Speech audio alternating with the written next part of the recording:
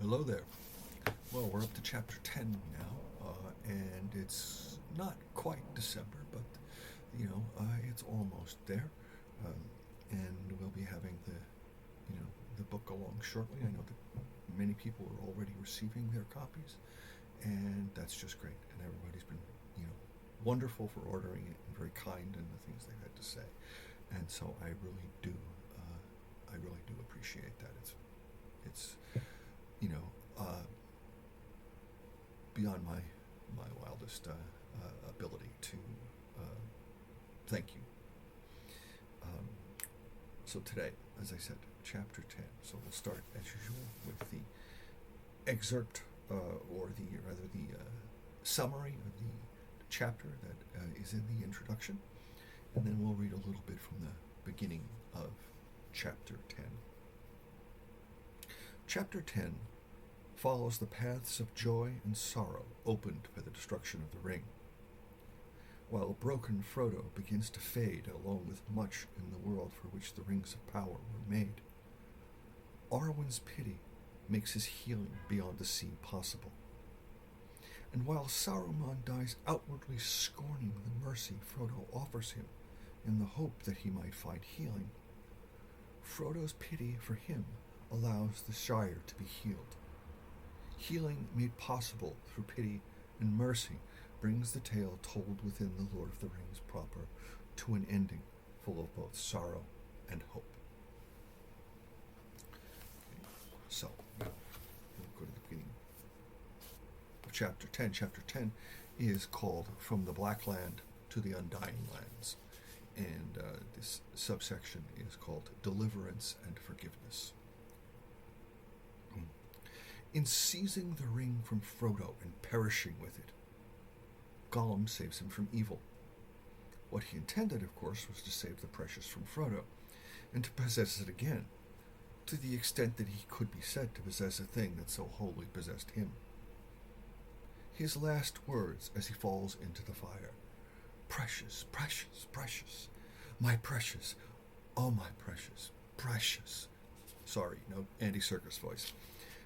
These words may not be as eloquent as those of Milton's Lucifer, but in their climactic simplicity they are just as telling.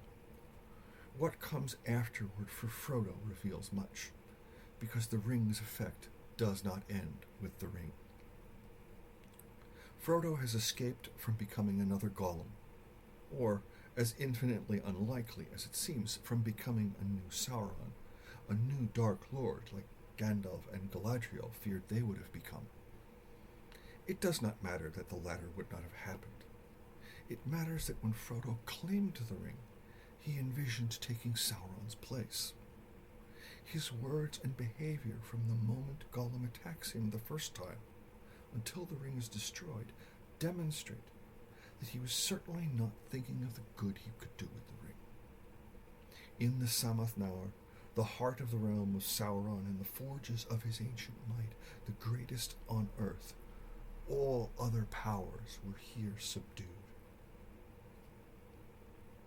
In this place, there can be no resistance to the pull of the ring, which is the product and the repository of so much of that ancient might that Sauron cannot survive if it perishes.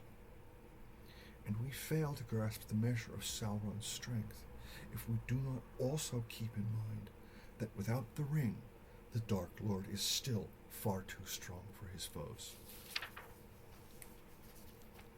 The gravity of that power is matched only by the fascination of its beauty.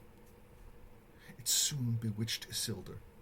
He told Elrond and Círdan that he would take the ring as weregild and an heirloom, but privately reflected on how precious its appearance made it. I will risk no hurt to this thing, of all the works of Sauron the only fair.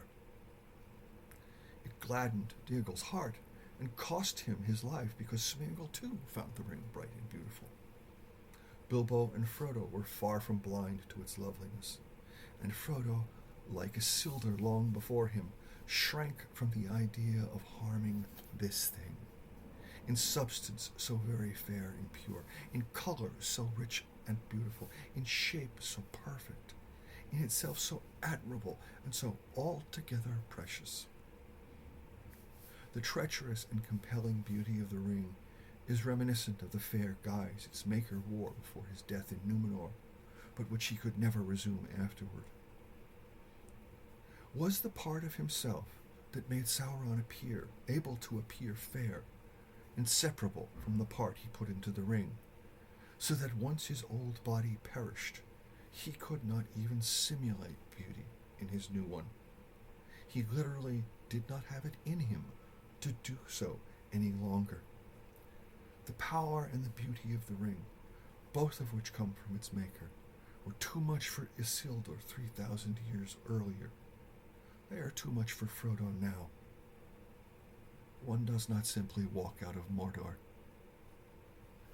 Anyway, thank you. We have one more chapter to go, and we'll see that next week or something like that. And I hope everyone has a good week and a good December and all that sort of stuff. So take care now. Bye-bye.